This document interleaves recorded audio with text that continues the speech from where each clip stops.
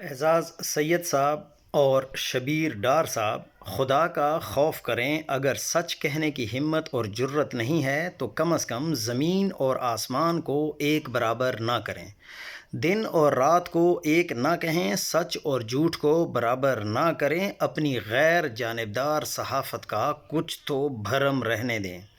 اگر سچ کو سچ کہنے کی ہمت نہیں تو کم از کم جھوٹ کے پردوں میں سچ کو نہ چھپائیں۔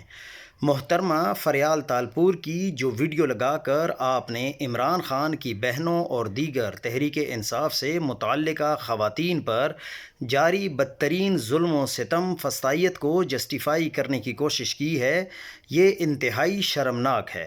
میرے آپ دونوں سے کچھ سوالات ہیں، امید ہے کہ آپ جواب ضرور دیں گے۔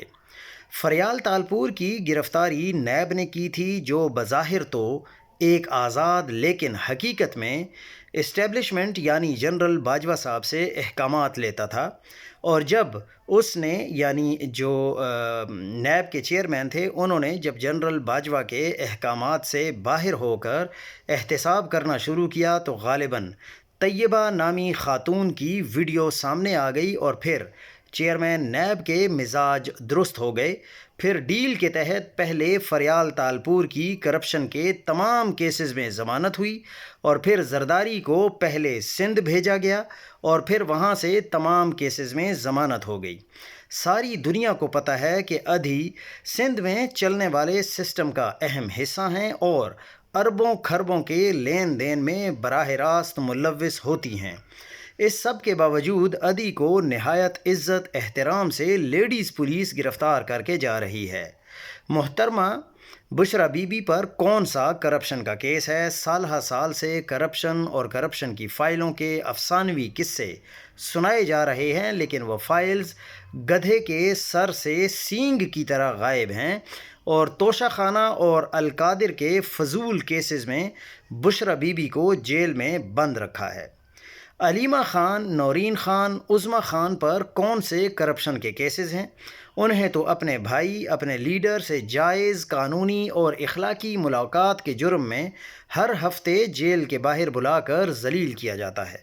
گزشتہ رات ان کے ساتھ بدتمیزی اور بے حرمتی کی گئی، اتنی ٹھنڈ میں ان پر پانی پھینکا گیا، انہیں مرد اہلکاروں نے سڑکوں پر گھسیٹا، تشدد کیا، اغوا کر کے آدھی رات کو چکری جا کر چھوڑ دیا گیا۔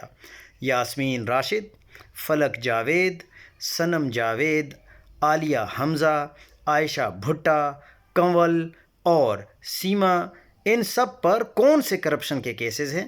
انہیں کیوں بار بار جیلوں میں ڈالا جاتا ہے، یا جھوٹے کیسز میں انہیں سالہ سال کی سزائیں سنائی جا رہی ہیں؟ خدا کا خوف کریں، اگر سچ کہنے کی ہمت اور جرت نہیں ہے تو کم از کم زمین اور آسمان کو ایک برابر نہ کریں، دن اور رات کو ایک نہ کہیں، سچ اور جھوٹ کو برابر نہ کریں، اپنی غیر جانبدار صحافت کا کچھ تو بھرم رہنے دیں۔